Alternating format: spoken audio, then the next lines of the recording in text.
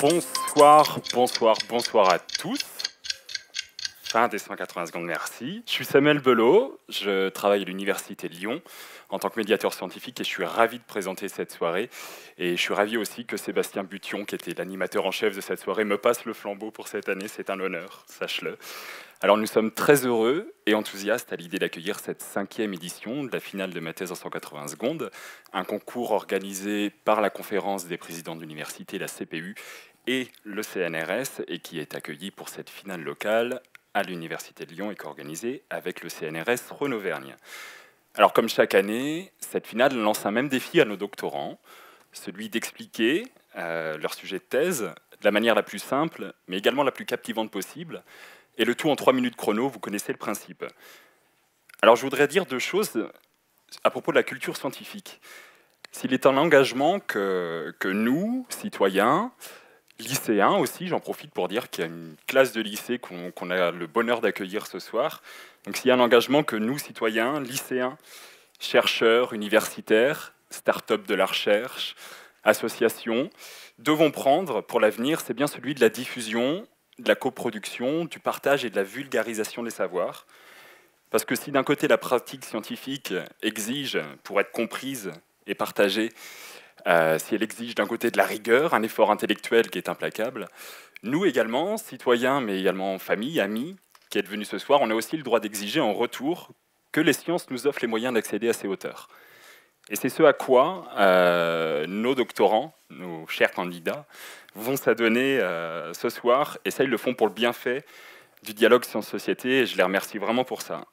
Alors, ils étaient 90 au départ, sur le site Lyon-Saint-Étienne, à participer aux présélections. 90 doctorantes et doctorants qui, pour certains, ont suivi une formation à la médiation et à la vulgarisation scientifique. Et j'en profite pour remercier les services de l'Université de Lyon qui ont participé à la bonne tenue de ces formations, mais aussi à la bonne tenue de cette soirée. Le service des études doctorales, la direction communication, la direction culture, sciences, société. Et je fais un petit clin d'œil aussi à la Ligue d'improvisation lyonnaise qui a beaucoup œuvré pour la réussite de leur formation. J'ai 3 messages pour les finalistes, parce que ce sont eux, les stars de la soirée quand même. D'abord, merci, messieurs, dames, pour votre engagement au service du dialogue sciences-société. Merci vraiment. Ensuite, bravo pour votre courage. Là, il y a vraiment des dents qui claquent de stress dans les premiers rangs, donc vraiment bravo pour ça. Et je vais vous demander, si vous voulez bien, de vous lever, qu'on puisse bien vous identifier et que nous, on leur réserve l'ovation qu'ils méritent.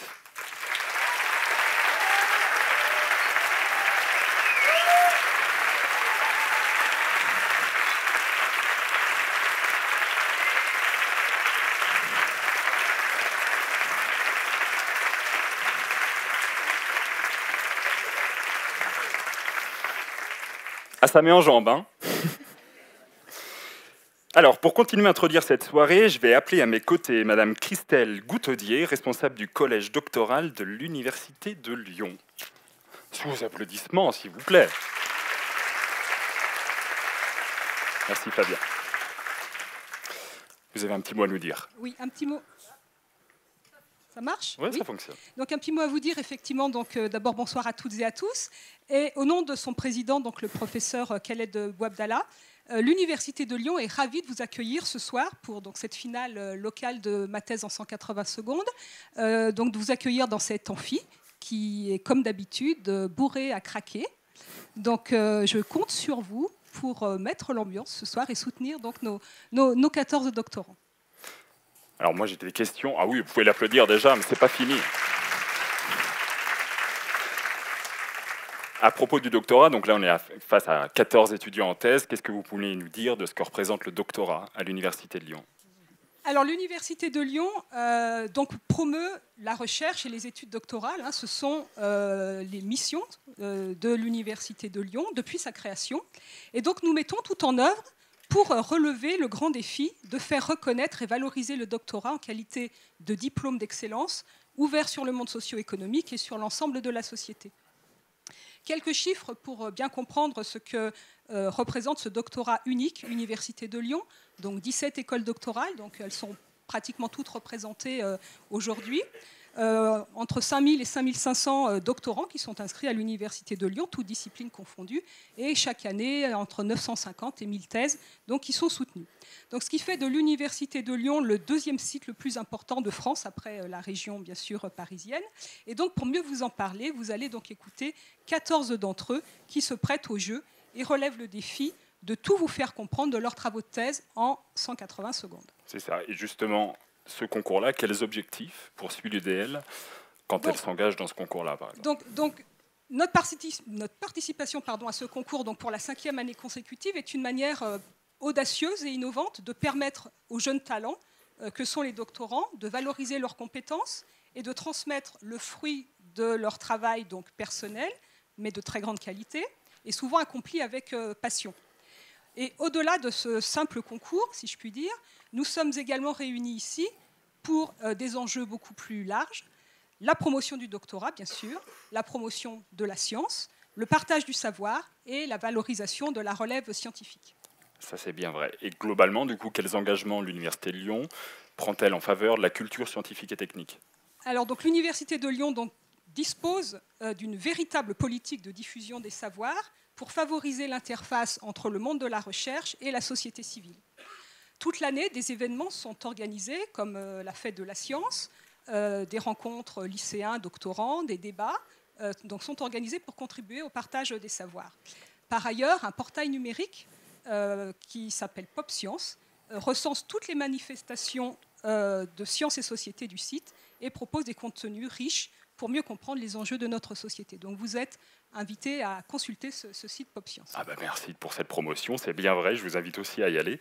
Et enfin, un petit mot d'encouragement pour nos doctorants. Alors, chers doctorants et doctorantes, je suis directrice de thèse de temps en temps, moi aussi, donc je vous connais bien. Donc prenez conscience et soyez fiers de votre talent et de l'ensemble des compétences que vous allez acquérir ou que vous avez déjà acquises tout au long de votre thèse. Lesquelles compétences vont enrichir de manière unique votre parcours, aussi bien professionnel que personnel. Quelle que soit l'issue de cette sélection, de cette soirée, bravo à toutes et à tous pour votre audace, votre courage et votre talent. Et surtout, profitez bien de cette soirée, car l'amphi, aujourd'hui, est probablement beaucoup plus plein qu'il ne le sera le jour de votre soutenance. Bonne soirée à tous.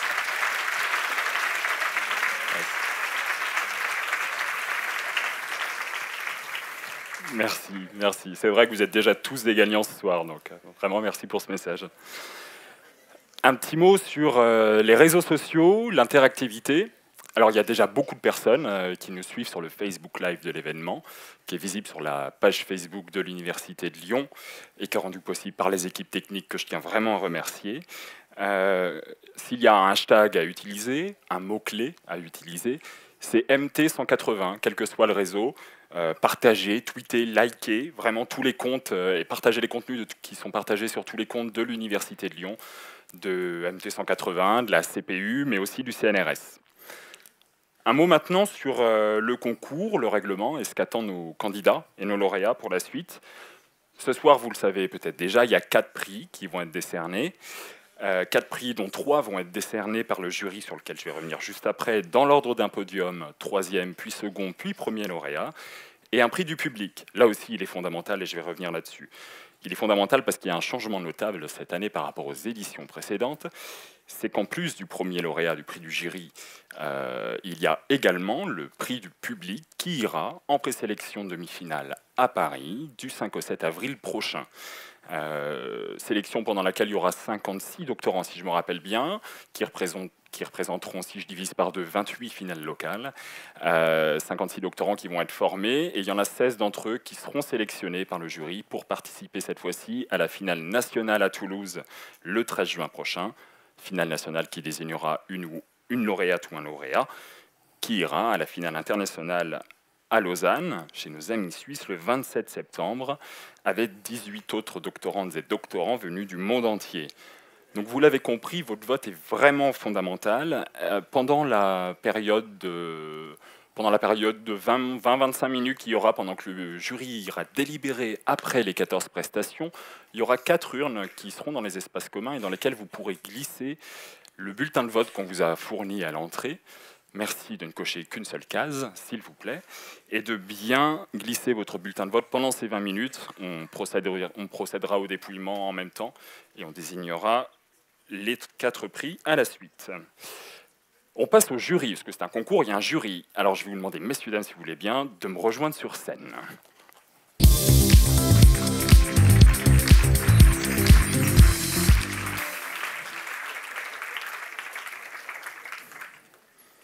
Ah, le temps d'une gueule était trop court, là. Rejoignez-moi, mettez-vous bien dans la lumière, devant la ligne blanche. Alors, vous avez désigné tout à l'heure un président ou une présidente, un président, que je vais commencer par présenter, Guillaume Desbrosses, directeur du CCSTI La Rotonde à Saint-Étienne et président de l'AMSTI. À vos côtés, Guillaume Lamy, journaliste à Lyon Capitale. À vos côtés également David Bruchelen, directeur général de Sciences MIUP. Également Brigitte Prével, directrice adjointe valorisation communication de l'Institut Lumière et Matière. Et enfin, Marie-Claire Villeval, directrice de recherche CNRS, directrice du GATLab également. Ça va? La préparation s'est bien passée? Je vais vous poser la question à vous, c'est vous le président. Donc Un micro, oui, voilà, c'est bon. Oui, merci, ça s'est très bien passé. On a appris à se connaître en quelques minutes et puis ça a déjà été une délectation de découvrir les sujets des thèses. J'imagine. Et on a fait marcher quelques smartphones pour quelques noms qui nous semblaient improbables. Donc on a hâte de les découvrir en live. Je comprends. Alors, si vous aviez simplement un message, un mot à faire passer aux doctorants au nom du jury, lequel serait-elle ? Tout d'abord, en effet, il y a une salle pleine, ce qui est une véritable chance. Je pense que cette salle est pleine d'empathie et de bienveillance. Donc j'imagine le stress que vous devez avoir. C'est facile de dire ne stressez pas, vous allez stresser. Mais il n'empêche que je pense qu'ici, les applaudissements, les encouragements vous feront du bien. En tout cas, nous, on est là pour vous écouter avec grand plaisir. Vous allez représenter ce qu'on appelle la médiation scientifique, qui est un élément, vous l'avez dit tout à l'heure, essentiel dans notre société d'aujourd'hui. Encore plus aujourd'hui, et j'espère que demain, on aura de plus en plus de jeunes chercheurs qui s'engageront dans la médiation scientifique, qui viendront au contact des publics pour expliquer ce que c'est leur recherche. Notre solution pour s'en sortir aujourd'hui, on sait qu'il y a une montée dans certains milieux de la défiance vis-à-vis des scientifiques, c'est le dialogue, c'est un dialogue constructif et engageant. Et ce que vous allez faire aujourd'hui, c'est une véritable performance. On est vraiment très très content de pouvoir vous écouter. Et peu importe le résultat, prenez du plaisir ce soir et dès demain, votre thèse et votre recherche sera encore plus intéressante et passionnante. En tout cas, merci beaucoup. Vous pouvez y aller. Merci beaucoup. Donc, je rappelle rapidement le rôle du jury. Vous avez remarqué que Guillaume Desbrosses avait un micro. Il le garde avec eux en cas de besoin. Leur rôle également, c'est de noter donc, nos candidats. Il faut bien une grille pour pouvoir départager, même si ce sera très difficile, les 14 candidats, vous allez le voir. Ils vont noter nos 14 doctorants et doctorantes sur leur 1. Talent d'orateur, 2. Sur la médiation de leur sujet, leur capacité à médier, 3. La structuration de l'exposé qu'ils vont nous proposer en 180 secondes, et 4. Ils auront 2 points de bonus en cas de coup de cœur. Alors, il est temps de se lancer. 14 candidats qui trépignent d'impatience, j'ai déjà un peu trop parlé, vous aussi, je suis sûr que vous êtes très enthousiastes et impatients. Simplement, avant d'appeler les candidats, je les présenterai en citant leur établissement, leur laboratoire, leur tutelle également, leur titre de thèse non vulgarisé et leur nom-prénom. Après un signe de leur part, j'appuierai sur le bouton rouge qu'on ne voit pas beaucoup mais qui est juste là, et il y aura 180 secondes. Chers candidats, est-ce que vous êtes prêts? Oui, ça va? Ne vous inquiétez pas, je suis sûr que vous êtes prêts. Est-ce que vous êtes prêts également à les encourager? Faites un peu de bruit, s'il vous plaît.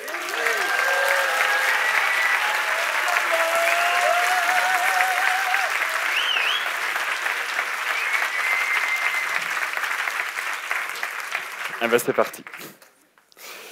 J'appelle donc la première candidate, qui n'a pas la place la plus facile, mais que vous applaudirez comme il se doit parce qu'elle le mérite bien.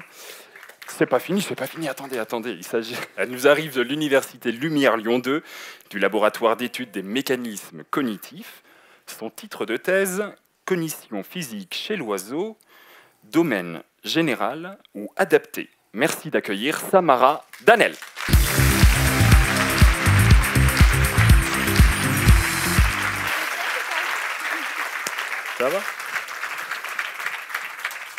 Ça Samara, tu es prête, je sais la pression que tu as sur tes épaules, mais est-ce que tout va bien? Quand ce sera fini, ce sera bien. D'accord. N'oublie pas qu'il y en a 13 derrière toi qui vont stresser bien plus longtemps que ça. Donc tout va bien. Je vais à côté du bouton rouge, tu me fais un signe dès que tu es prête, et ce sera parti.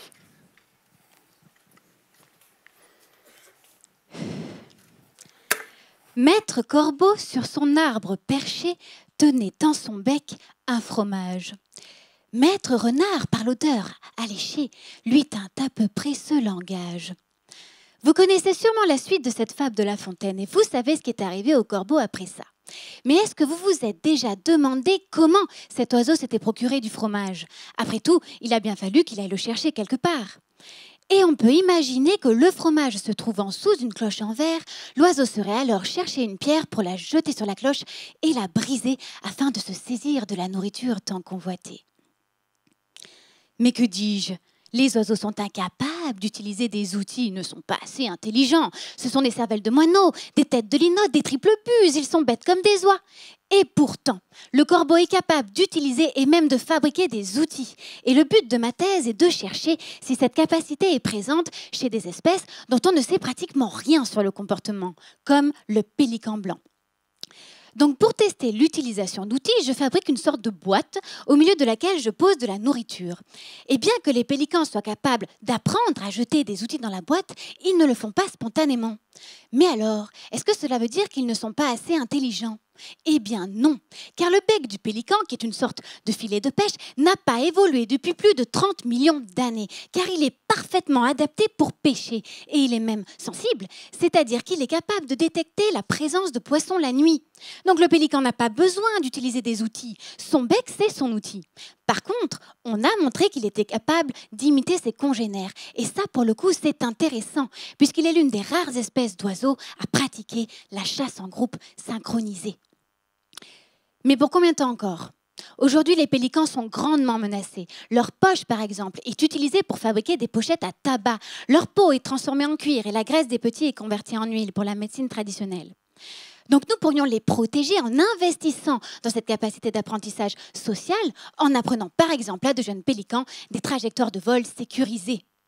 Sur le plan fondamental, à présent, à quoi cela nous sert vraiment d'étudier les oiseaux? On est quand même très différents. Notre cerveau ressemble grossièrement à des lasagnes avec une superposition de couches corticales, alors que celui des oiseaux ressemble à une pizza où les morceaux de chorizo sont des ganglions de cellules nerveuses. Eh bien, avec des cerveaux si différents, on a développé des capacités similaires. La corneille, par exemple, peut manipuler ses congénères. La pie peut se reconnaître dans le miroir et le jet peut se projeter dans l'avenir, pardi. C'est pourquoi La Fontaine aurait sûrement dû choisir un autre animal dans sa fable plutôt que le corbeau. Car la recherche ne semble non plus persuader, mais convaincre qu'avoir une cervelle d'oiseau n'est plus un défaut.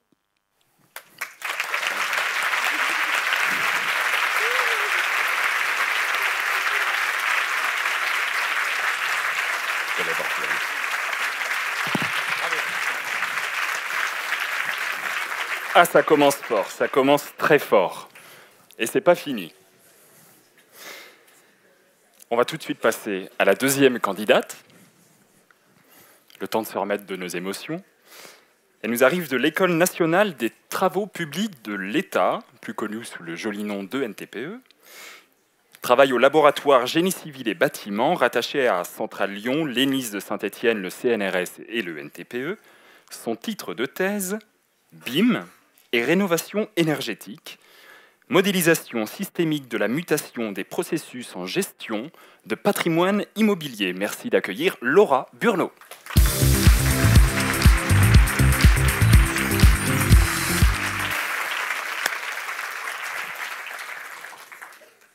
Laura, Bonsoir. ça va? Ça va super, merci, je suis très contente d'être là ce soir. Bon, tant mieux, nous aussi on est ravis que tu sois là, c'est plutôt nous qui sommes ravis. Je vais à côté du bouton, tu me dis quand tu es prête, et ce sera parti. Est-ce que vous avez déjà remarqué à quel point le bâtiment joue un rôle central dans notre quotidien? Je veux dire, on y vit, on y travaille, et on y présente même des thèses en 180 secondes. Donc en fait, on y passe l'essentiel de notre existence. Et je crois que c'est la raison pour laquelle on lui en demande toujours plus. Parce qu'un bâtiment, il faut qu'il soit beau, fonctionnel et confortable pour plaire à des usagers comme vous, comme moi. Mais aussi, il faut qu'il consomme très peu d'énergie, voire pas du tout, pour préserver l'environnement. Et surtout, il faut qu'il ne coûte pas trop cher, ni à construire, ni à entretenir. Et aujourd'hui, cerise sur le gâteau, figurez-vous que le bâtiment fait lui aussi sa révolution numérique. Et cette révolution, ça s'appelle le BIM, le Building Information Modeling, la modélisation des informations du bâtiment, si vous préférez. On construit en fait un bâtiment virtuel pour s'assurer que le bâtiment réel sera lui aussi beau, écolo et pas cher.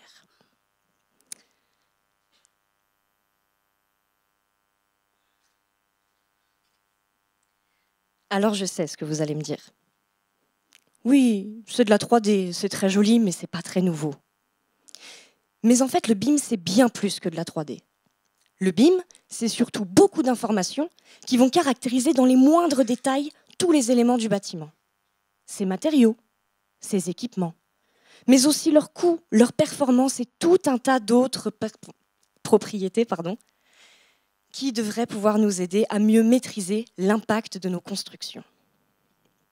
Et l'objectif de ma thèse, c'est de comprendre comment le BIM et son cortège d'informations vont transformer nos méthodes de travail actuelles.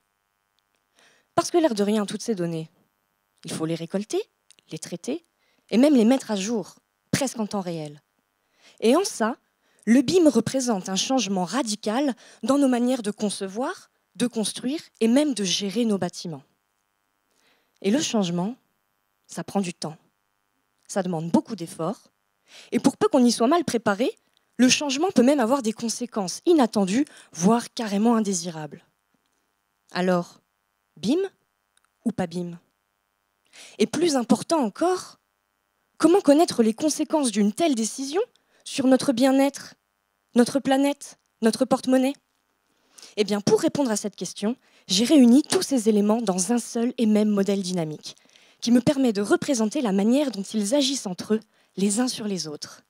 Et ce modèle, il me permet d'observer à la loupe toutes les réactions qui se produisent à plus ou moins long terme lors de grands changements, comme par exemple l'intégration du BIM. Parce que comprendre dès aujourd'hui les grands enjeux du BIM, c'est comprendre comment construire demain des bâtiments dans lesquels vous aimerez vivre, travailler. Merci.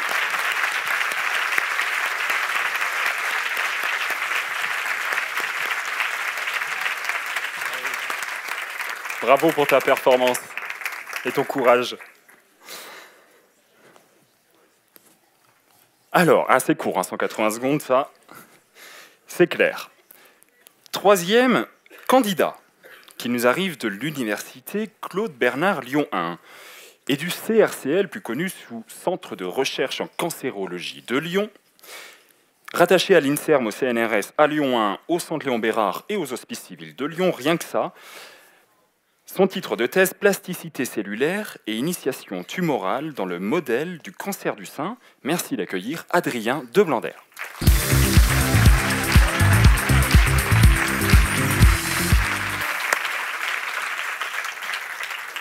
Merci de ta présence, Adrien. Merci. Tu te sens comment? Bah ça va, écoute. Bon. On va démarrer. T'as 180 secondes, rien que pour toi. Tu me dis quand t'es prêt.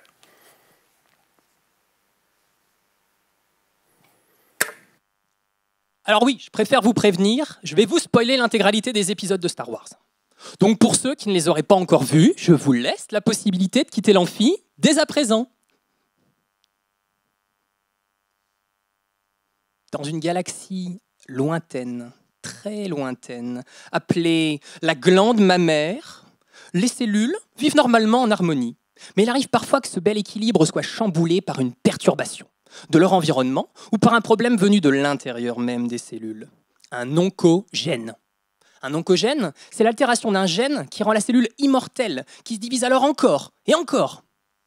La cellule, ainsi devenue cancéreuse, n'en fait alors qu'à sa tête. Elle n'écoute rien de ce qu'on lui dit. Ça vous rappelle quelqu'un? Grand, casque noir. Luc, je suis ton père. Mais au fond, pour mieux comprendre Dark Vador, est-ce qu'il ne faudrait pas revenir sur sa personnalité du temps où il était Anakin Skywalker? Est-ce que le problème du cancer ne viendrait pas de la personnalité des cellules normales?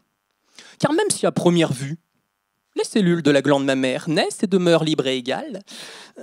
Certaines le sont quand même plus que d'autres. D'un côté, vous avez les jeunes padawans, les cellules souches.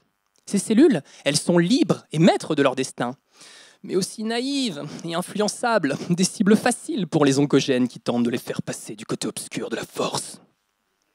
Et de l'autre, vous avez les maîtres Jedi, les cellules dites différenciées, qui proviennent de ces mêmes cellules souches, mais pour qui l'avenir est déjà tout tracé. Elles ont de la bouteille, une forte personnalité, et pourtant, elles ne sont pas à l'abri d'une attaque des oncogènes, aidées par une bande de mercenaires. Identité, protéines. Nom, EMTTF. Mission, rendre les cellules malléables pour permettre aux oncogènes d'agir et les transformer en cellules cancéreuses. Notre hypothèse est que les oncogènes recrutent ces facteurs mercenaires pour manipuler les cellules différenciées, changer leur identité pour les transformer en cellules cancéreuses. C'est ce qu'on étudie au laboratoire. À partir de cellules de la glande mammaire, on introduit des oncogènes, ensuite on empêche le recrutement des facteurs mercenaires et on regarde si ces cellules deviennent cancéreuses. Au fond, on va pouvoir savoir si ces facteurs sont nécessaires, indispensables pour la transformation vers un cancer. Et mieux, on pourrait ainsi le prévenir. Au final, dans notre histoire, Anakin ne serait jamais devenu Dark Vador. Et comme dirait Maître Yoda, le chemin vers le cancer, il faut explorer pour que du côté lumineux de la force, la cellule puisse demeurer.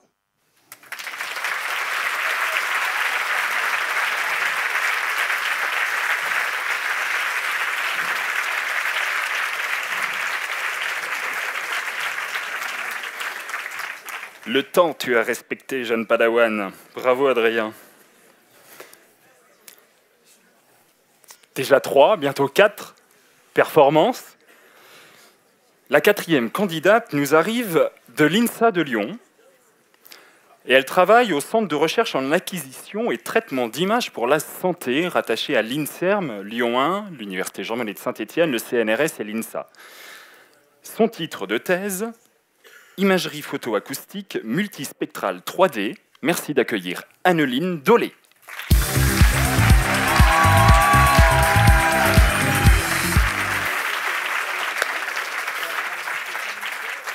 Ah, tu ne nous avais pas prévenu qu'à l'accueil, tu es venu avec toute ta famille. Tu vas bien? Ça va, ça va. C'est bon.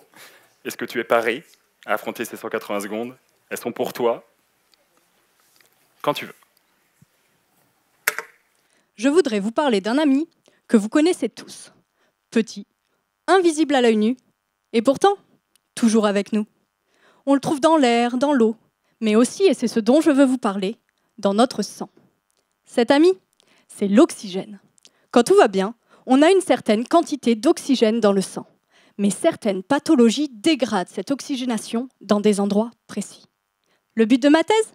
Calculer l'oxygénation du sang dans les tissus ou les organes pour détecter les zones où il est anormal. Mais attention, pour moi, pas de prise de sang, pas de prélèvement, puis d'analyse. Je veux cette information rapidement, sans peur ni douleur pour le patient, aussi simplement qu'une échographie. Mais une échographie ne donne pas cette information. Alors la solution ? L'imagerie photoacoustique multispectrale. Ça claque, hein ? Mais comment ça fonctionne ? Imaginez-vous dans cette salle comme l'oxygène dans le sang. Bien installé, pas trop serré, avec une concentration normale. Si je vous éclaire avec un laser suffisamment fort pour vous réchauffer, sans vous brûler. Vous avez chaud, vous enlevez vos pulls, vous faites bouger vos sièges, vous créez donc du bruit. L'oxygène va réagir comme vous, en créant non pas du bruit, mais des ultrasons, c'est-à-dire les mêmes ondes que celles utilisées en échographie. Il ne me reste plus qu'à utiliser un échographe pour récupérer ces ondes et en reconstruire une image. Mais comment voir les différentes concentrations ? Si je demande à une vingtaine de personnes de rentrer dans le fond de la salle, je vous éclaire avec mon laser. Et dans cette zone, il y a maintenant plus de monde, donc plus de pulls à enlever. Le bruit créé sera donc différent comparé au reste de la salle. Et c'est cette différence qui va me permettre de savoir que la concentration est maintenant anormale à cet endroit. Mais si au premier rang, Mr Bean, en enlevant son pull, fait le bruit de 20 personnes. Bruit différent, là aussi. dans une zone où pourtant la concentration est normale. Et là, erreur. Pour éviter ça, j'utilise non pas une seule couleur de laser, mais plusieurs. Par exemple, pour un laser de couleur rouge, c'est ce que je viens de vous dire. Mais pour un laser de couleur verte, vous allez non pas enlever vos pulls, mais vos pantalons. Et donc dans la zone où la concentration est normale, pas de changement. Mr Bean fait toujours le même bruit. Mais dans la zone où la concentration est anormale, il est encore plus difficile d'enlever son pantalon. Vous vous bousculez. Le bruit créé est encore très différent. Et donc avec ces deux informations, je vais pouvoir savoir avec précision que la concentration anormale est uniquement au fond de la salle. Et pour l'oxygène dans le sang, il me faudra 10 couleurs de laser pour avoir cette information avec une très grande précision. Et avec cette méthode, je peux regarder une tumeur et en fonction de son oxygénation, savoir si elle est bénigne ou maligne.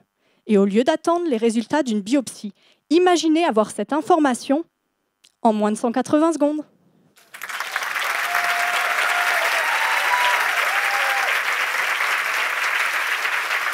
Bravo.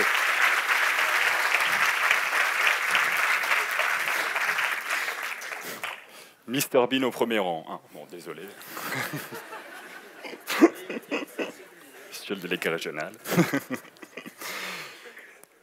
On va passer, si je ne me trompe pas, au 5e candidat, qui est une candidate et qui nous arrive de l'université Claude Bernard Lyon 1, de l'Institut Cellules Souches et Cerveau rattaché à Lyon 1 et à l'INSERM.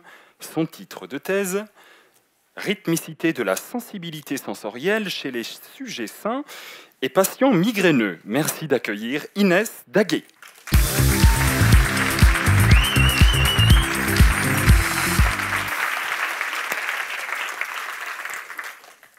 Pardon d'avoir écorché ton titre de thèse, qui est pourtant très poétique. Bien installée, prête? Quand tu veux. Excusez-moi, monsieur au premier rang, pourriez-vous me donner l'heure, s'il vous plaît? Lorsque je vous pose cette question, la réaction classique est de regarder votre montre, afin de connaître l'heure. Maintenant, imaginez que lorsque vous posez cette question à votre voisin, monsieur Richard, il vous réponde « Attendez une petite minute, je pose la question à mes organes. » Pourtant, monsieur Richard a raison. Vous pouvez poser cette question à votre foie ou à votre cœur, car chaque organe de notre corps possède une horloge. Et toutes ces horloges ont un rythme de 24 heures. Elles sont synchronisées grâce à un chef d'orchestre situé dans le cerveau. Ce chef d'orchestre, appelé horloge maîtresse, coordonne tous les musiciens en remettant à l'heure toutes les horloges du corps. La synchronisation des horloges est essentielle, car certains musiciens ne doivent jouer de leur instrument qu'à certains moments de la journée. Par exemple, dans le cerveau, une hormone nommée mélatonine est libérée uniquement la nuit, car son rôle est de nous aider à dormir. Ces dernières années, la recherche a montré que les rythmes de 24 heures, nommés rythmes circadiens, sont partout. Bon, vous saviez tous que notre rythme veille-sommeil est d'environ 24 heures. Mais saviez-vous que la sensibilité de nos sens varie au cours des 24 heures? Vous ne saviez pas? C'est normal, c'est le sujet de ma thèse. La question qu'on se pose est donc, est-ce que nous, êtres humains, nous sommes plus sensibles à la douleur le matin, l'après-midi ou le soir? Et c'est maintenant que ça devient intéressant. Je viens de montrer que le moment où nous sommes le plus sensibles à la douleur, c'est au beau milieu de la nuit. Et comme par hasard, dans les hôpitaux, c'est à ce moment-là que les patients se réveillent et appellent l'infirmière. Excusez-moi, monsieur au premier rang, vous pourriez me redonner l'heure, s'il vous plaît? Monsieur Richard interroge à nouveau ses organes. Mais surprise, cette fois-ci, son foie lui a dit qu'il est 6 heures du matin, son cœur 20 heures et ses muscles 14 heures. Ces horloges se sont-elles désynchronisées suite au changement d'heure? Mais surtout, quelle est la conséquence de cette désynchronisation? Ça, c'est la deuxième question de ma thèse. Pour reprendre l'image des musiciens, lorsque les horloges sont désynchronisées, alors les musiciens jouent de la musique à n'importe quel moment de la journée. Et c'est la cacophonie. Et si c'était cette cacophonie qui provoquait des migraines? Vous savez, ces maux de tête qui vous forcent à vous enfermer dans le noir et qui vous empêchent de vivre? Notre hypothèse est que la désynchronisation provoque des crises de migraine. Mais nous connaissons une technique pour resynchroniser les horloges. Donc, si notre protocole de recherche confirme que les crises de migraine sont bien à l'origine, que la désynchronisation des horloges sont bien à l'origine des crises de migraine, alors plus d'hésitation pour le cadeau de Noël de votre très cher voisin, monsieur Richard, qui souffre de migraine depuis des années. La lampe de luminothérapie est une solution simple, miraculeuse et particulièrement lumineuse.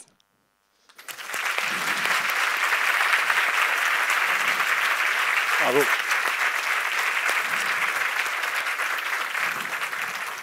Bravo, bravo. C'est pas ce soir qu'on risque d'avoir une crise de migraine, donc merci encore. 6e candidat, qui arrive tout droit de l'école centrale de Lyon, laboratoire de tribologie et dynamique des systèmes, rattaché à Centrale Lyon, l'ENIS de Saint-Étienne, le CNRS et le NTPE. Son titre de thèse, mesure de propriétés mécaniques dépendantes du temps, de matériaux par nano-indentation, instrumentés. Merci d'accueillir chaleureusement Paul Barral.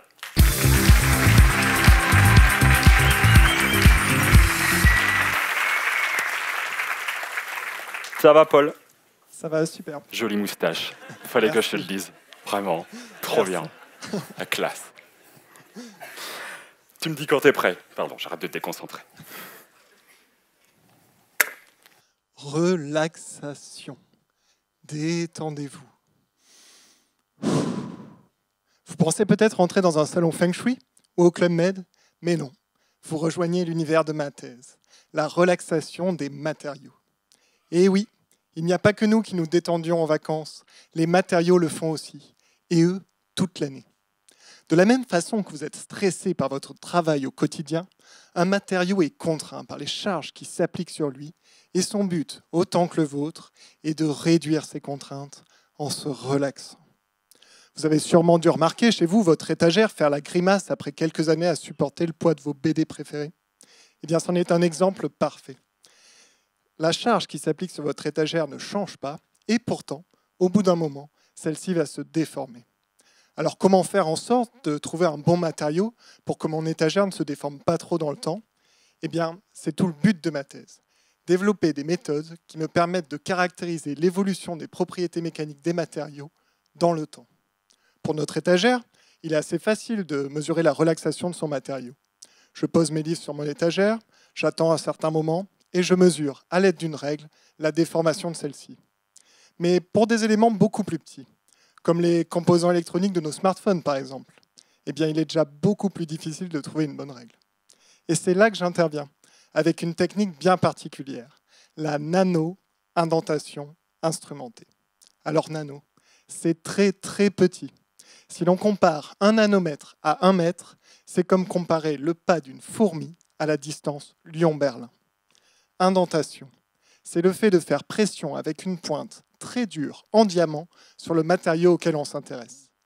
Et instrumenté, car je peux mesurer le déplacement de la pointe et l'effort que j'applique sur le matériau au cours du temps. Mais revenons à notre composant électronique et son matériau. Je veux savoir comment il va se comporter dans le temps. Je place mon composant sous la pointe, je maintiens la pointe à une certaine profondeur dans le matériau et je regarde comment va évoluer la charge. Au début, le matériau est contraint et exerce une force de résistance sur la pointe. Mais au bout d'un moment, bien, ces efforts vont s'affaiblir et c'est ce que je mesure. J'ai ensuite besoin de modèles théoriques qui me permettent d'interpréter les paramètres importants de ce phénomène, comme le temps de relaxation par exemple, le temps à partir duquel le matériau sera totalement relaxé. Et grâce à ces interprétations et cette technique de pointe, je suis capable de mieux comprendre l'évolution des propriétés mécaniques de très petits éléments dans le temps et ainsi améliorer leur durabilité. Alors la séance de relaxation scientifique se termine. Je vous remercie pour votre écoute. Bonne soirée.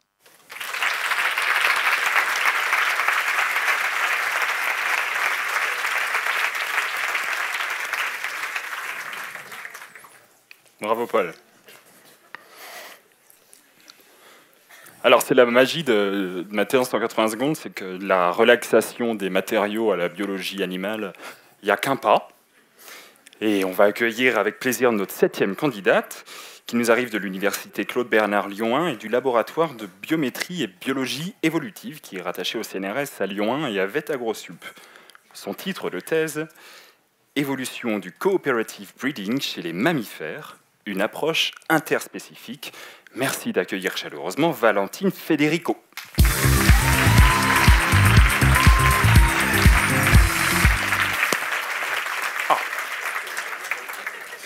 Eh ben, t'es motivé à la force de ton check.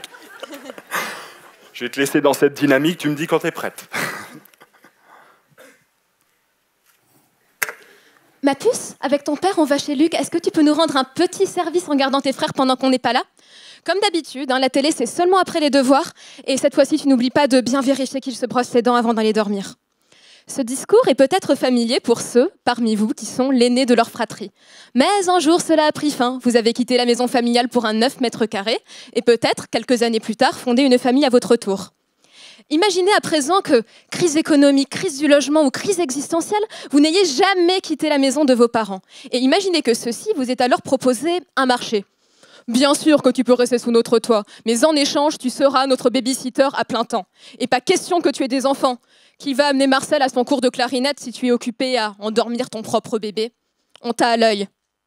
Tant de cruauté parentale ferait pâlir d'envie plus d'une marâtre de contes de fées, non? Pourtant, il s'agit de l'histoire bien réelle des loups, des suricates ou encore des ouistitis. Chez ces espèces, le groupe social est centré autour d'individus dominants, qui sont les seuls à pouvoir se reproduire. Les autres adultes du groupe, que l'on appelle les subordonnés, sont en grande majorité leurs descendants. Ils les aident à élever leurs petits, par exemple en leur apportant des bons petits plats ou en les protégeant contre quiconque voudrait les croquer. Ce système s'appelle la reproduction coopérative. L'objectif de ma thèse est de comprendre comment des espèces aussi éloignées que l'amusant ouistiti et le majestueux loup ont pu développer au cours de l'évolution des systèmes aussi similaires. Évidemment, le mieux pour cela serait d'avoir une machine à remonter le temps afin d'aller observer de mes propres yeux à quel moment les ancêtres des loups ont commencé à recruter leurs enfants comme baby-sitters. Le problème, c'est que je ne suis pas Marty McFly, donc pour la machine à remonter le temps, c'est raté. Donc, à la place, pour comprendre ce passé lointain, je vais mener une enquête. Plus précisément, je vais chercher les points communs entre les reproducteurs coopératifs afin de mieux comprendre ce qui a pu leur donner cette idée aussi saugrenue que machiavélique. Ont-ils tous été traumatisés dans leur tendre enfance par une obscure histoire de prédateurs cachés sous le lit?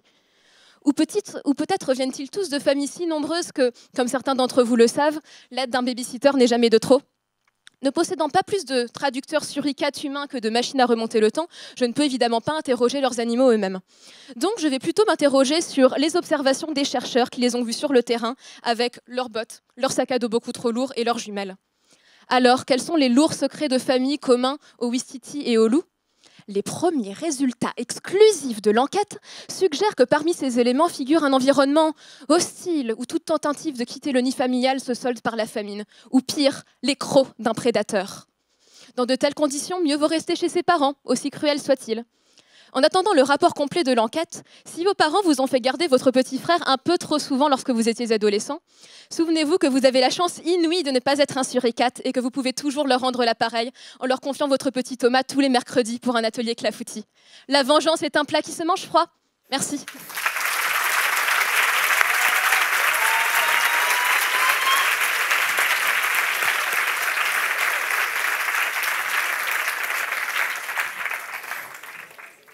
Déjà 7 candidats sur 14. Ça veut dire qu'on est à la moitié de la soirée. Déjà. J'en profite pour remercier les partenaires, les autres partenaires qui permettent à ce concours d'être tenu et d'être rendu possible.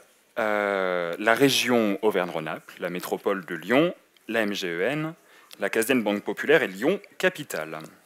Alors, on a eu 7 premiers candidats, mais avant de revenir dessus, j'aimerais vraiment que vous les applaudissiez vraiment, vraiment fort. Ils le méritent bien.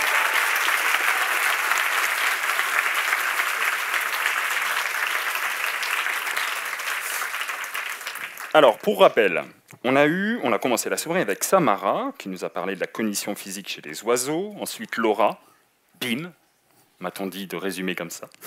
Adrien sur la plasticité cellulaire dans le cancer du sein. Anne-Line, sur l'imagerie photoacoustique. Inès sur la rythmicité sensorielle chez les patients migraineux. Paul sur la nano-indentation instrumentée. Et enfin Valentine, qu'on vient de voir, sur le cooperative breeding chez les mammifères. Chers membres du jury, à mi-parcours, le micro est par là. Alors, sans indiquer aucune préférence, évidemment, qu'est-ce que vous pensez des prestations de ce soir? Guillaume Desbrosses. Je pense que ça va être très compliqué tout à l'heure dans la salle, parce que on est très inquiet. Là, j'en parlais avec mon voisin. Le niveau est très élevé, donc bravo aux 7 premiers qui sont passés. On est très très impressionnés. Et ça va être, voilà, il faudra trancher, donc on réfléchit. Eh bien, bon courage pour ça. Bon courage aussi à vous dans le public, parce que vous aurez à faire le même choix. Et sans plus tarder, on va passer au 8e candidat. On a repris notre souffle. Je pense que tout le monde est prêt, les candidats également. 8e candidate nous vient de l'École centrale de Lyon, du laboratoire de tribologie et dynamique des systèmes, rattaché à l'École centrale, l'ENIS de Saint-Étienne, le CNRS et le NTPE. Son titre de thèse très poétique, texturation de surface par procédé de moletage pour optimiser la tenue mécanique des assemblages collés. Merci d'applaudir fort Cynthia Divin.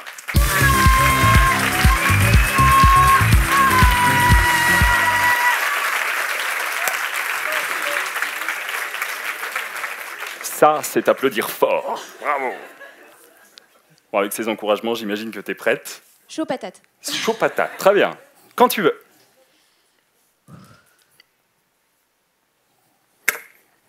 Un lézard. La pub Patex qui vous colle au plafond. Un spider cochon. Voilà 3 images qui collent plutôt bien ensemble, et c'est le cas de le dire. Mais imagineriez-vous que l'on puisse en faire un sujet de thèse? Prenons l'exemple du lézard.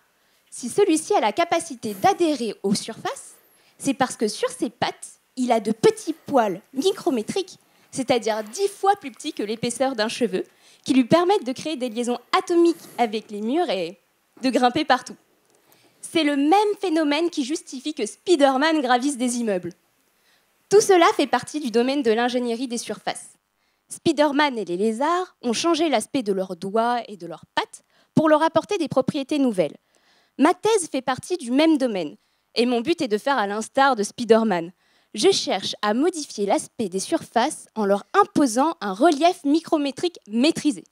Cela s'appelle la texturation de surface. Et mon but est de donner un caractère d'adhésion optimal aux surfaces. Aujourd'hui, il existe plusieurs moyens de texturer une surface. La plupart de ces méthodes sont longues, coûteuses et endommagent l'aspect chimique des surfaces. C'est le cas du laser, par exemple. Pour ma part, je texture mécaniquement par moltage. Le moltage, c'est le même principe que l'imprimerie. J'ai un rouleau avec un relief que je vais venir répliquer sur ma surface. Si les surfaces sont de type métallique, la réplication se fera par déformation plastique. Des exemples de moltage, on en voit dans la vie de tous les jours. Ce sont les stries qui sont sur les outils et qui permettent une meilleure prise en main de ceux-ci, par exemple. Ces stries sont faites par moltage. Le moltage est une méthode rapide qui n'endommage pas l'aspect chimique de la surface, qui peut se faire à grande échelle et en plus qui est peu coûteuse. Ainsi, j'arrive à avoir des surfaces à adhésion optimisée. Mais quel est le but? À quoi cela sert-il? Quelles en sont les applications finalement? En ce moment même, des entreprises de l'aéronautique sont en train d'assembler leurs engins, des avions ou des bateaux, à l'aide de rivets. Les rivets sont lourds, longs à poser et peu élégants, il faut dire. Avoir des surfaces à adhésion optimisée permettra à ces entreprises non plus d'assembler leurs engins avec des rivets, mais par collage. Avec le collage, ils gagneraient du temps de fabrication, ils gagneraient du poids sur leurs engins et en esthétisme. On peut dire qu'avec tout ça, la recherche et ces entreprises attendent beaucoup de mon projet. Cela fait un petit peu de moi Spider-Man, au même titre que tous les chercheurs sont un peu des super-héros. On a de grands pouvoirs pour de grandes responsabilités. Merci beaucoup. Oh, tu peux profiter, mais aussi... Ouais. Profite un peu, merci. Bravo pour ta performance de vulgarisation. Et c'est maintenant au 9e candidat de se coller à ce même exercice. Ah, il nous arrive de l'ENS de Lyon, du Centre de recherche en astrophysique de Lyon, rattaché à Lyon 1, l'ENS et le CNRS. Son titre de thèse, Planète géante des atmosphères d'exoplanètes à l'intérieur de Jupiter. Merci d'accueillir Florian Debras.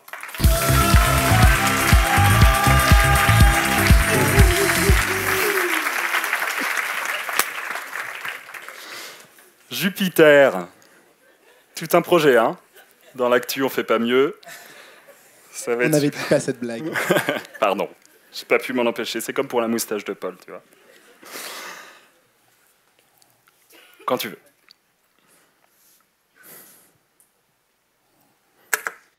Qu'y a-t-il à l'intérieur de Jupiter? Donnez-moi la main. Je vous emmène voyager vers les confins du système solaire à la découverte de notre mystérieuse voisine. Allez, on y va. Pardon? Pourquoi Jupiter? Eh bien, d'abord, cette planète est plus massive que toutes les planètes du système solaire réunies. Elle a donc dominé l'évolution de notre système depuis sa création il y a 5 milliards d'années. Si on sait ce qu'il y a à l'intérieur, on sera capable de remonter notre histoire et de préciser les conditions qui ont fait émerger la vie. Mais ce n'est pas tout. Depuis 20 ans, nous avons découvert plus de 3000 planètes dans toute la galaxie, les fameuses exoplanètes. Et une grande partie d'entre elles ressemblent à Jupiter. Si on connaît bien notre voisine, on sera capable d'appréhender plus facilement ces nouveaux mondes. Pour ces deux raisons, et bien d'autres encore, la NASA a décidé d'envoyer tourner autour de Jupiter le satellite Juno. Et après 5 ans de voyage, Juno et Jupiter ont entamé leur valse en juillet 2016. L'objectif de mon travail de recherche, c'est d'exploiter les données du satellite pour que Jupiter nous livre tous ses petits secrets. Je veux notamment savoir si Jupiter possède un cœur, c'est-à-dire un noyau de roche en son centre ou si elle n'est faite presque que de gaz. Le problème, c'est que Juno n'observe que l'extérieur de la planète et je souhaite reconstruire tout l'intérieur. En fait, c'est un peu comme choisir un litchi à Noël. L'objectif, c'est de connaître la taille du noyau sans ouvrir le litchi, pour prendre celui qui a le plus petit noyau. Pas facile, mais il y a une technique. Les litchis qui ont un petit noyau ont une forme de cœur et pas de sphère. Pour Jupiter, c'est pareil.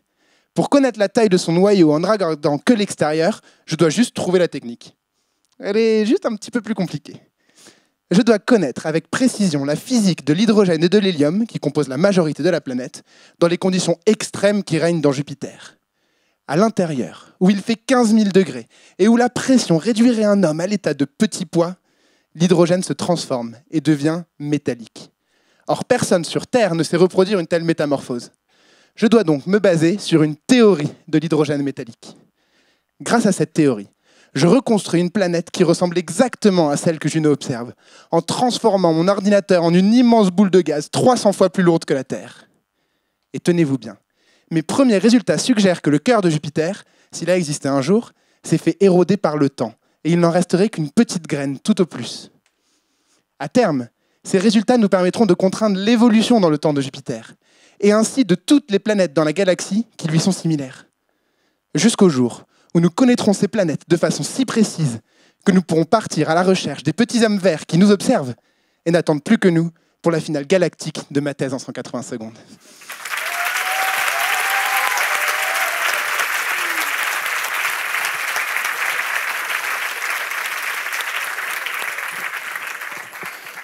Bravo. Alors on va littéralement changer d'échelle d'études avec notre 10e candidate qui nous arrive de l'INSA de Lyon, du Centre de recherche en neurosciences de Lyon, mais également du laboratoire vibration acoustique.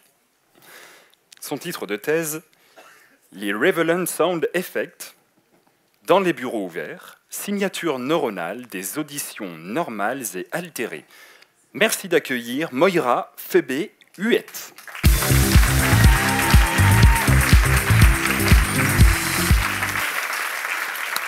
Je m'étais pourtant entraîné à dire ton prénom et ouais, j'ai un peu écorché, désolé. Voilà. J'espère que ça t'a pas déstabilisé et que tu es prête. C'est bon. Un petit signe et c'est parti.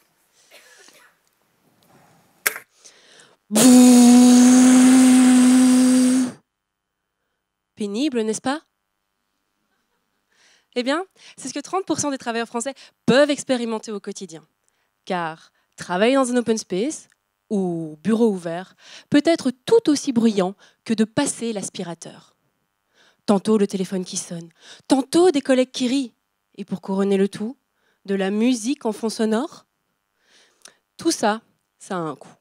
Et c'est votre concentration qui en paie le prix fort. Face à ce problème, plusieurs solutions s'offrent à nous. Nous pourrions, par exemple, investir en masse dans des bouchons d'oreilles, ou encore imposer à nos collègues un silence absolu. Enfin, nous pourrions tenter de comprendre de quelle manière le bruit influence notre concentration. Et ne possédant ni entreprise de bouchons d'oreilles, ni l'âme d'un tyran, c'est cette dernière proposition qui nous a servi de point de départ pour ma thèse. D'abord, il faut savoir que tous les bruits ne vous déconcentrent pas de la même façon. La plupart des témoignages se recoupent autour d'une seule et même coupable, la parole. Or, en psychoacoustique, notre capacité à focaliser notre attention sur un flux verbal, tout en étant sensible au son extérieur, est un effet relativement bien connu. L'effet cocktail party. Et en réalité, vous l'avez déjà tous vécu. Vous êtes en soirée, vous discutez, et soudainement, vous vous mettez à écouter la conversation de votre voisin. Alors, on s'est dit que si on trouvait un moyen d'identifier ce vers quoi portait votre attention, nous pourrions plus facilement comprendre les mécanismes de ce basculement d'attention et donc les caractéristiques de ces bruits qui vous perturbent. Et c'est là tout l'objet de ma thèse. En pratique, je fais passer des expériences à des volontaires qui doivent écouter plusieurs personnes parler en même temps. J'enregistre également leur activité cérébrale. Puis, j'utilise un algorithme, un programme informatique si vous voulez, qui va analyser ces données et qui va ensuite déterminer quelle était la personne que mon participant écoutait. Établir, sur base de votre activité cérébrale, le moment, la seconde, l'instant T où votre attention saute d'une personne à une autre est primordial, car cette mesure, utilisée dans les open space, permettra d'identifier et d'éliminer les parasites sonores, et ce, à grands coups d'aspirateur.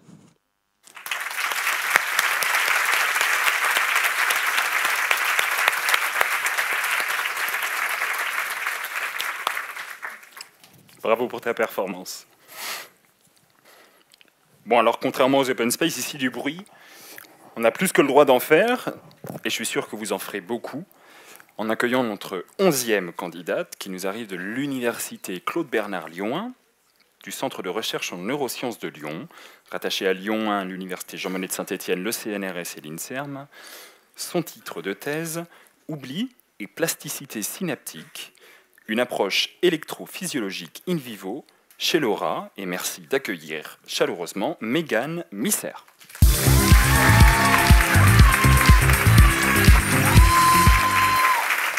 N'oublie pas.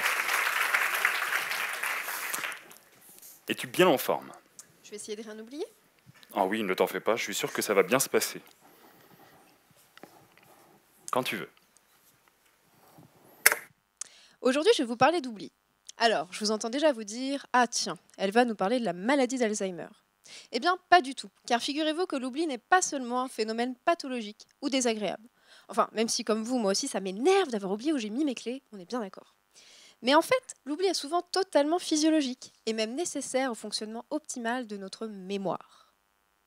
Ouais, bon, je vous sens un peu dubitatif. Alors, je vais vous donner un exemple. Vous souvenez-vous de la période où vous avez appris à écrire? Je sais, c'est un peu loin. Mais il y a sans doute plusieurs professeurs qui vous ont montré comment dessiner les lettres, et ce au tableau, dans votre cahier, avec une craie ou un stylo. Enfin bref, l'information essentielle qui est ici la maîtrise de l'écriture est noyée au milieu d'un flot de détails non pertinents, et c'est seulement en faisant le tri parmi eux, et donc en oubliant certains, que vous avez pu apprendre à écrire.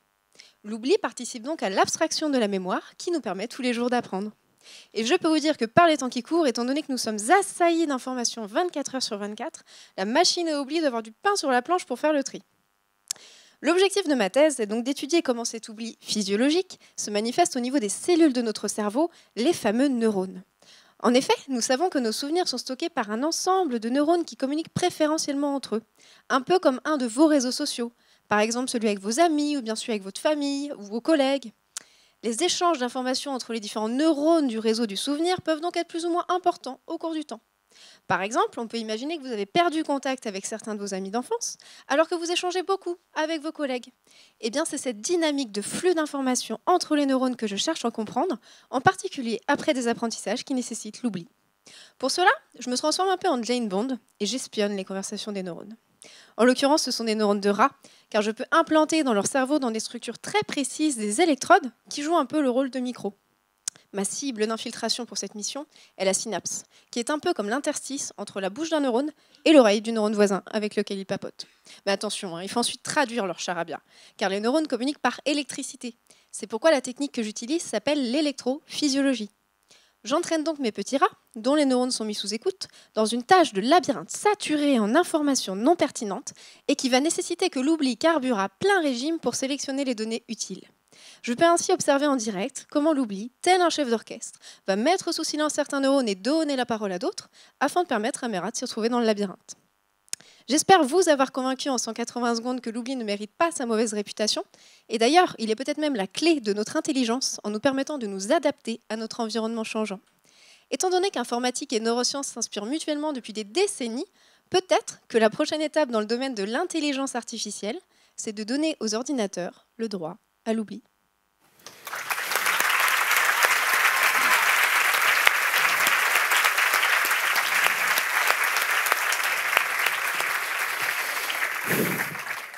Intelligence artificielle.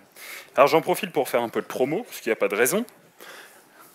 La direction Culture Sciences Société organise chaque année 2 fois par an des cycles thématiques qui donnent à voir la recherche en débat et en dialogue avec nous tous sur des formats ouverts de conférences, débats, balades urbaines, projections commentées, etc. Et la prochaine thématique de ce Pop Science Forum sera l'intelligence artificielle. Donc si la thèse vous a plu, si la performance vous a plu, je vous invite donc à vous informer sur Pop Science à propos de cet événement qui, si vous vous intéressez au féminisme, au travail, si vous vous intéressez aussi à la santé, au transport ou aux utopies que peut proposer l'intelligence artificielle, vous allez être comblés. Ça, c'est fait. Bon, avec de telles performances, le temps passe vite. On est déjà au 12e candidat qui nous arrive lui aussi de l'Université Claude Bernard Lyon 1, Institut Lumière Matière, rattaché Lyon 1 et CNRS, avec une thèse dont le titre est « Synthèse de nanomatériaux par ablation laser en liquide ».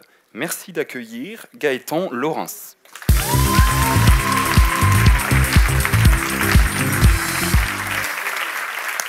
Ça va Gaëtan ? Ça va, ça va. Heureux d'être sur scène ? Oui. Stressé ne veut pas dire non heureux. Ah, chaud et stressé. Chaud et stressé. Très bien. Tant mieux, c'est ce qu'on attend de toi. Quand tu veux. Pour vous, que représente quelque chose de petit ? Je ne sais pas. Ça pourrait être un cheveu, une poussière, une fourmi, votre frère peut-être ? Pour moi, c'est une nanoparticule, un élément de matière nanométrique. Vous voyez ce que c'est ? Bah non, désolé, nanoparticules, nanométriques, enfin, vous imaginez, parce que c'est trop petit.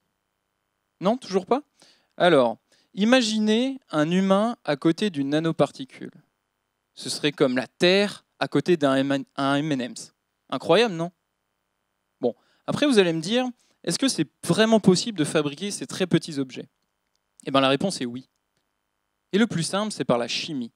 Et ils sont forts, les chimistes. Ils arrivent à créer des paquets entiers de M&M's, c'est-à-dire des nanoparticules d'une seule taille, d'une seule forme et d'une seule phase cristallographique, c'est-à-dire comment on ordonne les atomes les uns côté des autres. Une seule couleur de M&M's en somme.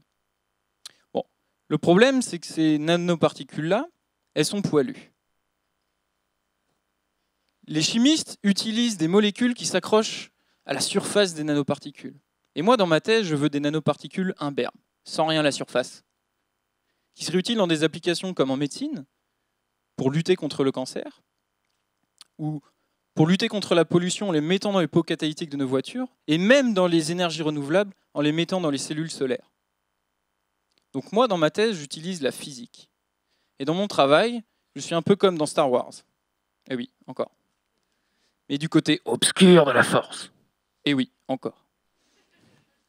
J'utilise mon étoile de la mort pour venir détruire une planète dans l'espace. Rien que ça. Non, en fait, c'est moins glamour. J'utilise simplement un laser pour venir ablater, c'est-à-dire arracher la matière à la surface d'une cible plongée dans un liquide. Ça fait comme une énorme explosion. Les atomes et les molécules sont projetés partout. Ils s'entrechoquent, se percutent, s'assemblent, se regroupent. La matière vole dans tous les sens. Puis ralentit, plane et flotte dans le liquide. Voilà, ça c'est l'ablation laser en liquide. Et à la fin, j'obtiens mes nanoparticules imberbes cette fois-ci. Bon, comme tout se passe très vite, il n'y a aucun contrôle de la réaction. J'obtiens des nanoparticules de toute taille et de toute forme. Imaginez un peu votre paquet de M&M's, avec des M&M's de la taille d'une balle de tennis jusqu'à la taille d'un grain de riz. Pas pratique.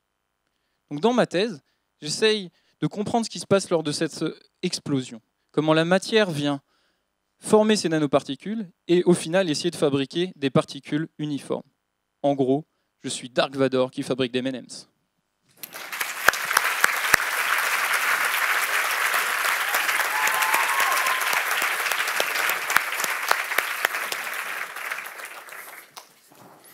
Bravo pour ta performance. Alors c'est dingue comme ces 180 secondes, toutes ces performances donnent vraiment de l'espoir et suscitent de la confiance en l'avenir de la recherche scientifique. Et c'est pas fini, il nous reste encore 2 candidats. 13e candidate, qui nous arrive de l'ENS de Lyon, de l'Institut de génomique fonctionnelle de Lyon, rattaché à l'INRA, l'ENS, le CNRS et Lyon 1. Son titre de thèse, l'étude des patrons de variation intraspécifiques et de covariation chez les éléments conodontes. Merci d'accueillir Louise Souquet.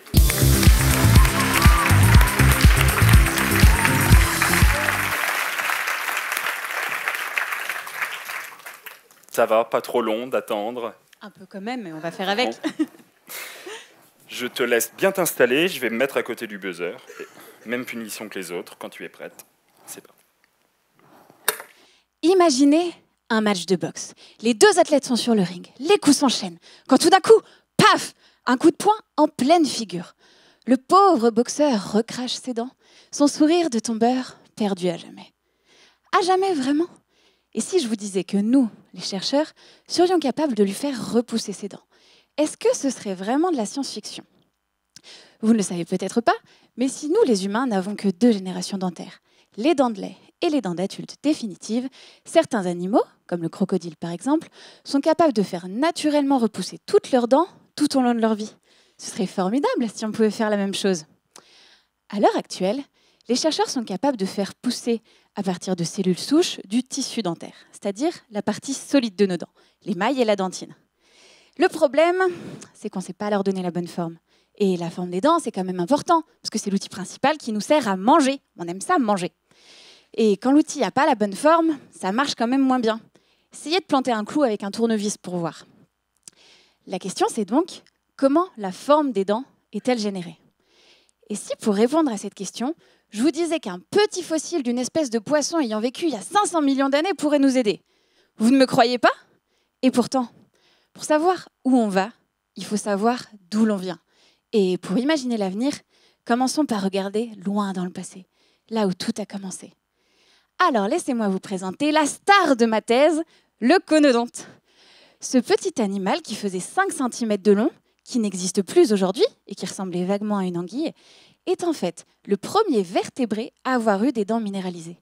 Le premier, dans toute l'évolution. Il avait dans sa bouche une quinzaine de dents, qui au cours du temps ont pris des formes diverses et variées, souvent hérissées de pics, d'autres presque lisses, d'autres encore ressemblant étrangement à des dents de mammouth. Mais des petits mammouths alors. Hein. Ah ben oui, parce que vous imaginez que si l'animal faisait 5 cm, ses dents n'étaient pas bien grandes, à peine 1 millimètre. Le but de ma thèse, c'est de comprendre comment ces dents, appelées éléments conodontes, se sont développées. C'est-à-dire retrouver grâce à la forme, parce qu'après tout ce temps, c'est tout ce qui nous reste, comment les cellules les ont fait pousser. Pourquoi avaient-elles ces formes spécifiques? À quel outil cela correspondait-il? Étaient-elles faites pour percer, couper, broyer? En gros, comment ces outils sont apparus et comment ont-ils évolué au cours du temps? Une fois la réponse à ces questions trouvées, et donc les mécanismes du développement compris, Il ne restera plus qu'à trouver un moyen de les adapter aux dents humaines pour nous les faire repousser. Mais ça c'est une autre histoire qui prendra bien 180 secondes de plus. Merci.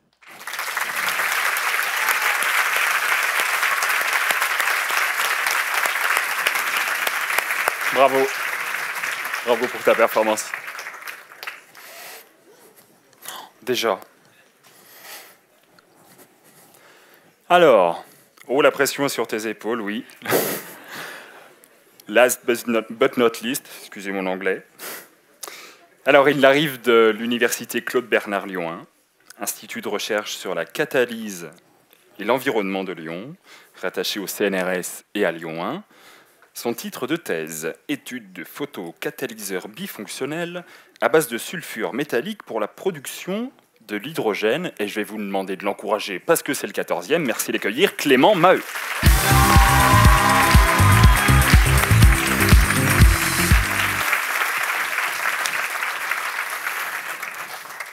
La touche finale de cette superbe soirée. Oui. J'étais un peu stressé. Oh bah. Non, c'est pas mon but. Tout sur les épaules, mais c'est pas grave. Non, t'en fais pas, ça va être parfait. Prends le temps de te préparer. Et tu me fais un signe.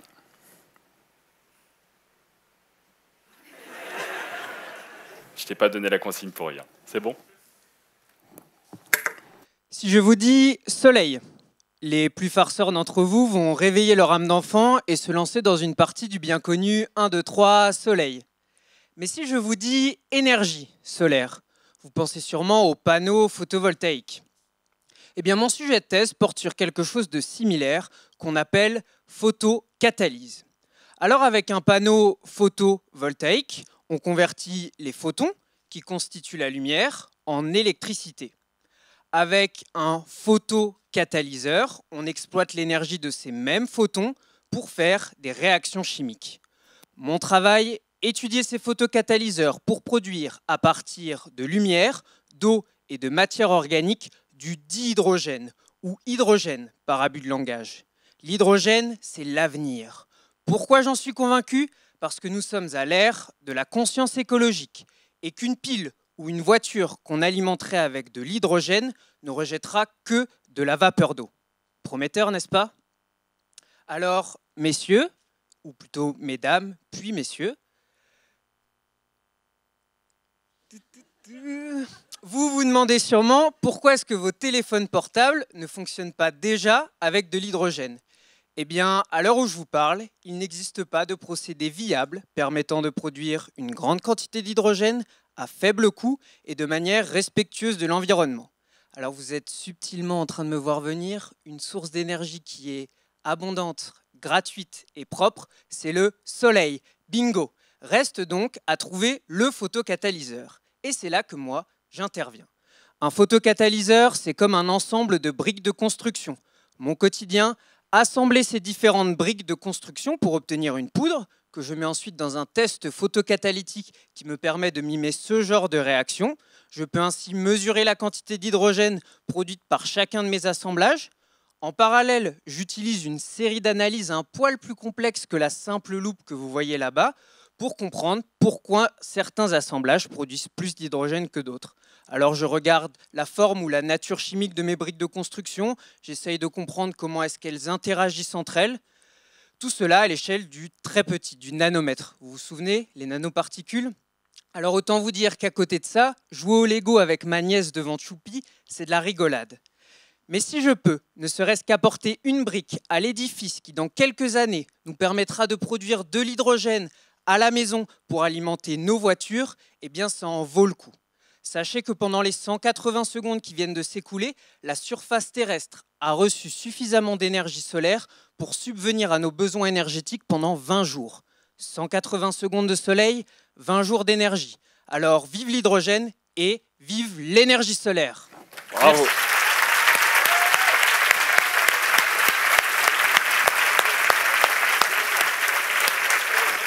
Et vive ma thèse en 180 secondes. Bravo, vraiment. Eh ben ça y est. Alors, je vais, comme pour les 7 premiers, rappeler dans l'ordre de leur passage beaucoup plus succinctement les 7 derniers candidats qu'on a eus. Nous avons eu Cynthia sur la texturation de surface et d'assemblage collé, Florian qui nous a rappelé, au cas où on ne l'avait pas remarqué, la grandeur de Jupiter, Moira Phoebe et son poétique Irrelevant Sound System, Irrelevant Sound Effect. Megan s'est bien souvenu de nous évoquer ce qu'était l'oubli. Gaëtan pour son ablation laser en liquide. Louise sur les éléments conodontes. Et Clément avec son étude favorisant la production d'hydrogène à laquelle on vient d'assister. Alors, je vais demander à tout le monde de bien se préparer parce que je vais appeler les 14 candidats et vous allez vraiment leur réserver la standing ovation qui méritent et je vais vraiment tous les appeler à venir me rejoindre sur scène, s'il vous plaît.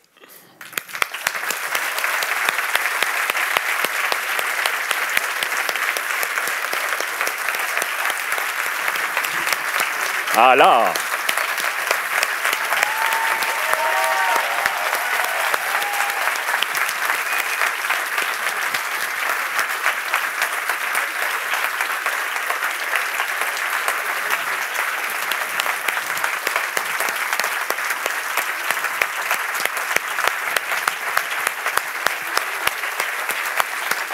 Eh ouais, hein.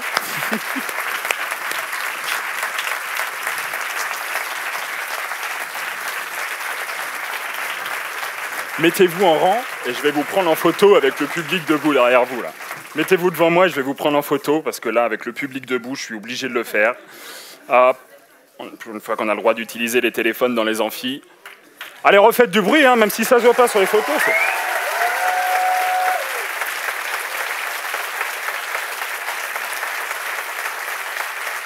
Mortel.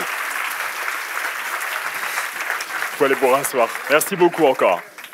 Alors, on va laisser partir le jury, messieurs, dames du jury, en délibération.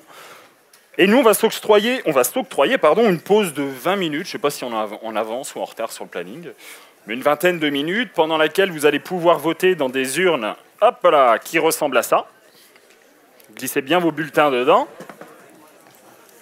Et on se retrouve voilà, d'ici une vingtaine de minutes. Allez, à tout à l'heure.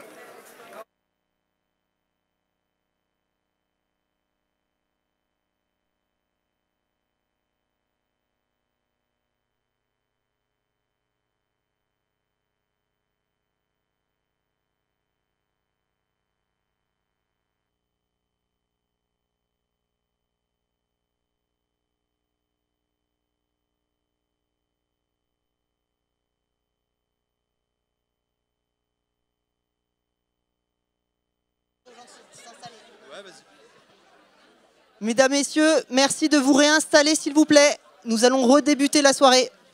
Merci. On va recommencer depuis le début.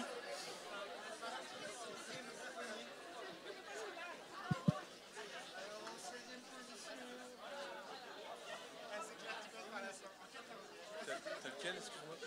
Ok. Ouais, ça reste ça. Non, je découvrirai.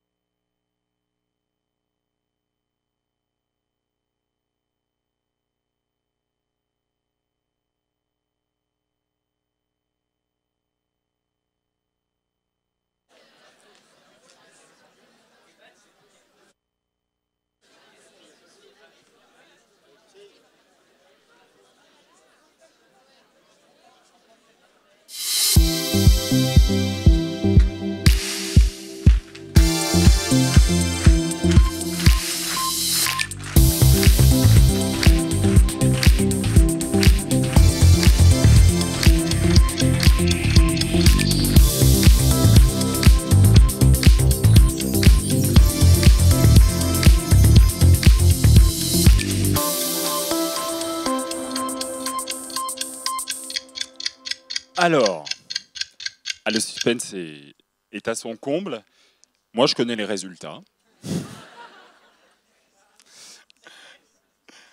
Je vais appeler à mes côtés, pour quand même, il faut qu'on parle de la délibération, le président du jury, Guillaume Desbrosses.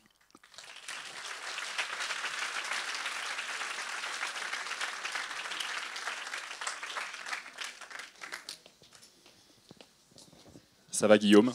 Oui, je connais aussi les résultats. Voilà, il faut être sur scène. J'imagine que ça n'a pas été facile. Non, ça a été vraiment, alors je sais pas, parce qu'il faut dire ça à chaque fois pour le Bien coup, sûr, ça a ouais. été extrêmement compliqué. Alors on est très frustré au niveau du jury, on vous le dit très sincèrement, puisqu'on a l'impression qu'on va décevoir beaucoup de personnes ce soir, alors qu'ils ont été d'un niveau, et elles ont été d'un niveau exceptionnel. Donc je voulais vraiment les féliciter, puis je pense que vous pouvez les applaudir très très fort. Effectivement.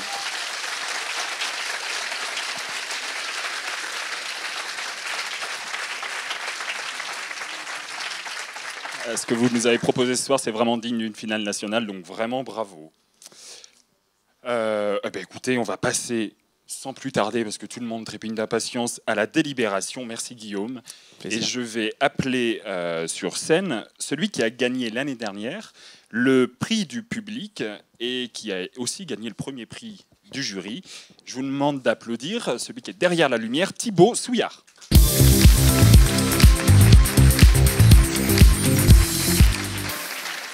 Au pas de course.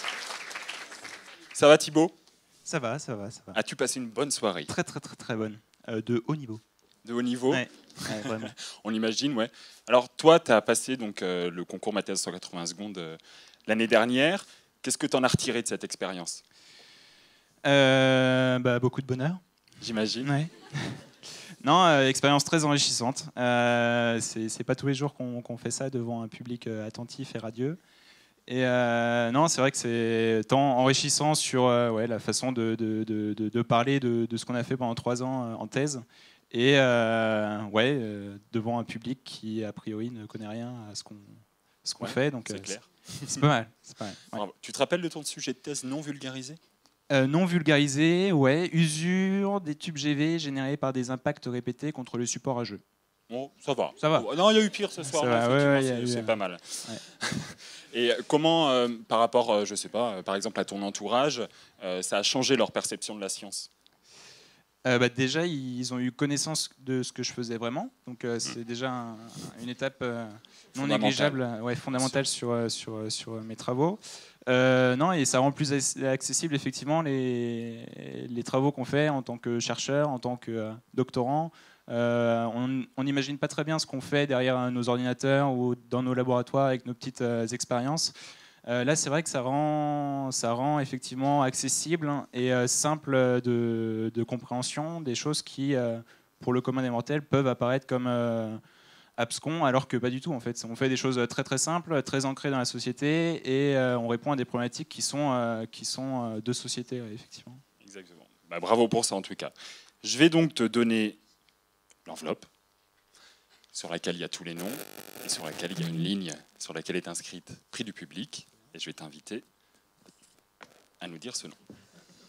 Stress intense.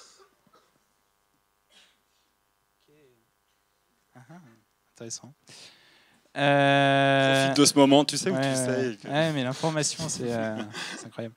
Le prix du public est remis à Adrien de Blandé. Bravo!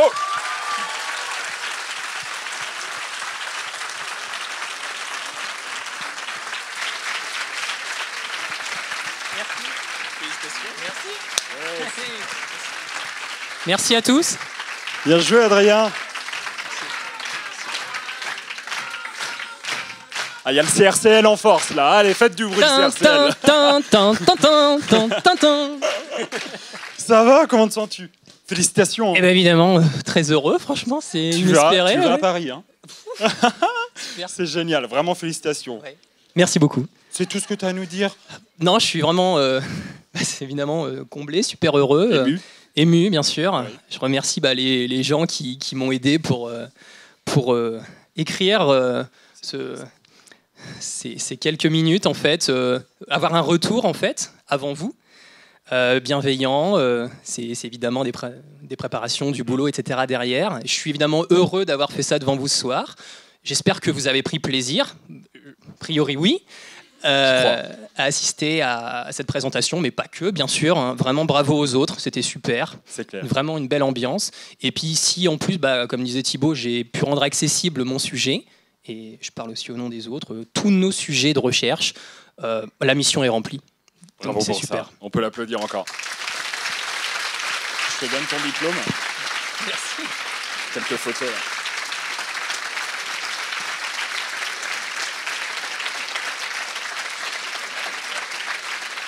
Alors tu vas rester sur scène avec moi.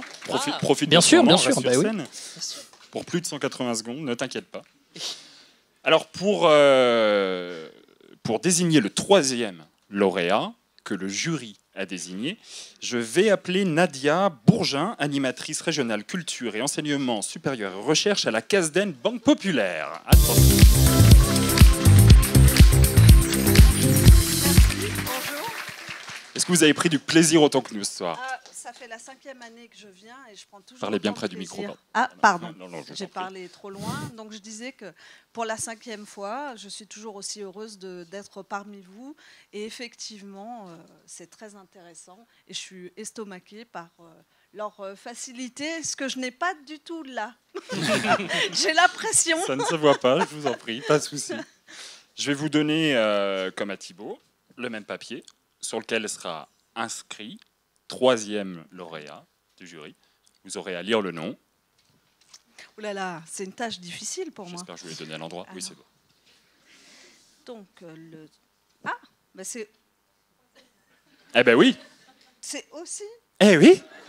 Adrien de Blander. Bravo à lui.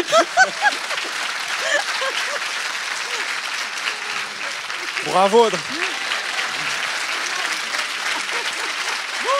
Merci. Félicitations. Et t'en voulais un deuxième? Alors je te le donne après, vas-y, tu peux parler. Ou tu peux poser le premier, vas-y, pose le premier à tes pieds. Oh là là. Avantage, que de tu cadeaux. pourras pas gagner les deux autres. Alors.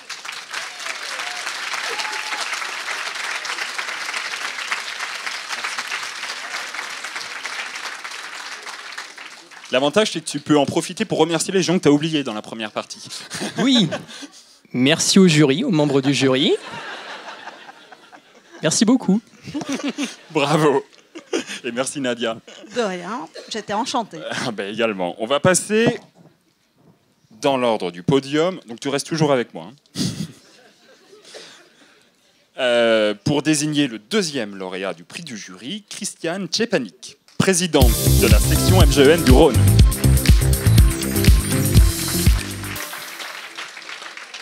Est-ce que vous avez passé un bon moment ce soir? J'ai passé un excellent moment et je me dis, en les entendant, on peut avoir confiance en l'avenir parce que tous les sujets qu'ils ont choisis, chapeau, leur façon de le présenter, mais aussi les sujets, c'est bien. Clairement, vous avez bien raison. Alors, même punition, je vous donne le même papier sur lequel est écrit sur une ligne 2e lauréat. Là, tu peux regarder parce que tu seras pas dessus. Donc le 2e, Samara Danel. Bravo.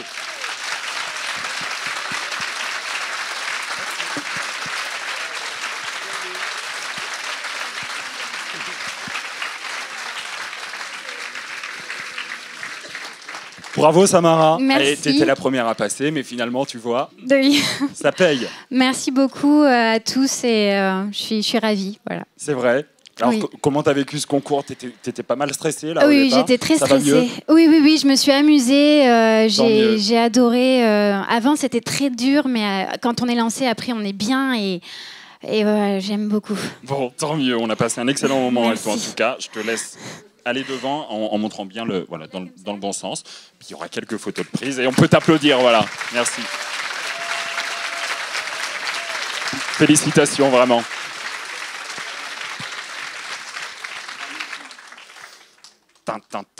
Suspense à son comble.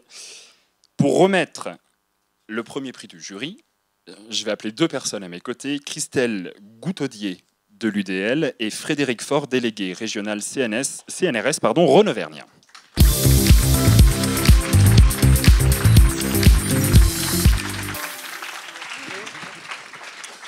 Bien, donc nous allons clôturer cette soirée avec la remise du premier prix.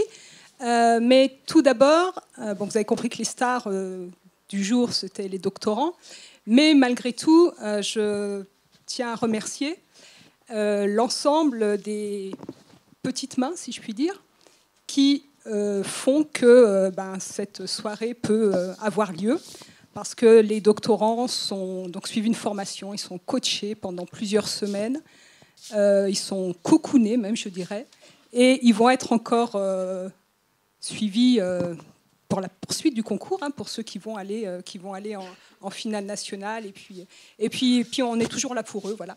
Donc je voudrais remercier les services com de l'UDL et de la délégation régionale. Vous pouvez les applaudir. Ah, il le mérite bien. Hein. Je voudrais remercier le service Sciences et Sociétés de l'Université de Lyon.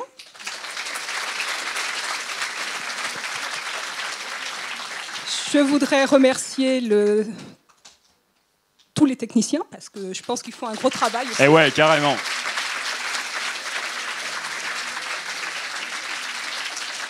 Et puis donc le service des études doctorales donc, qui porte tout ce dispositif et qui fait un travail extraordinaire pour les doctorants de l'Université de Lyon. Bravo à eux. Et puis il nous reste une personne à remercier, c'est Samuel. Parce que ce n'est pas un professionnel. Je crois que c'est une première pour toi aussi, si j'ai bien compris. Donc je pense qu'on est tous d'accord pour dire que ça s'est très bien passé.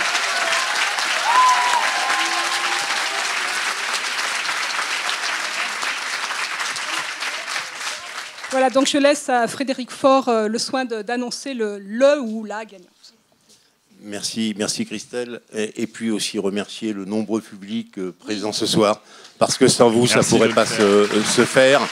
Et merci de votre soutien à l'ensemble des doctorants. Il va maintenant nous incomber de remettre la lourde tâche de remettre ce premier prix. Alors, on avait décidé avec Christelle au départ, si c'était un garçon, elle faisait la bise. Si c'était une fille, c'est moi qui faisais la bise. Eh ben, j'ai gagné. Déjà, c'est une fille. Oh. Donc, le premier prix de cette thèse en 180 secondes, organisée par la CPU et le CNRS, est attribué cette année à Louise Souquet. Bravo.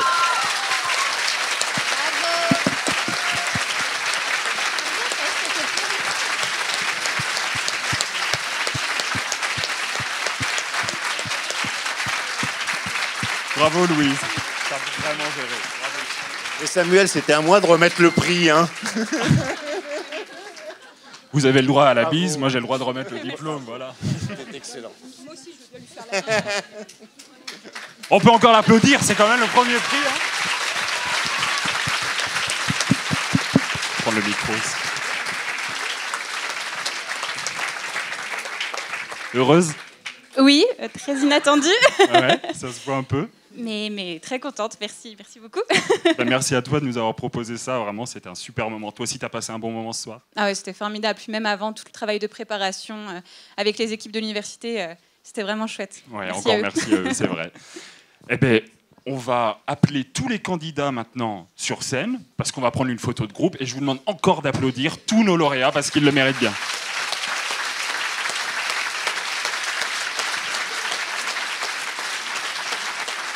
Et comme tout à l'heure, on peut se lever parce qu'il le mérite vraiment, s'il vous plaît.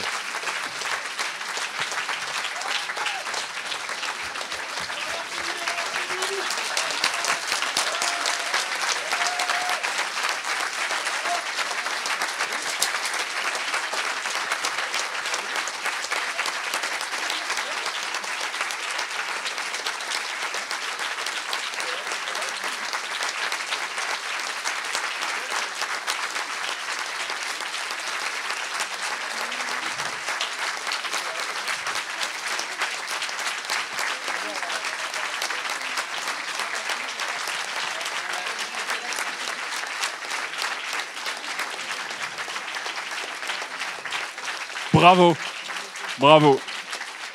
Et vous êtes vraiment tous des gagnants parce que ce que vous nous avez fait vivre ce soir, c'est vraiment exceptionnel et vous avez vraiment servi la culture scientifique. Donc vraiment, merci encore à vous.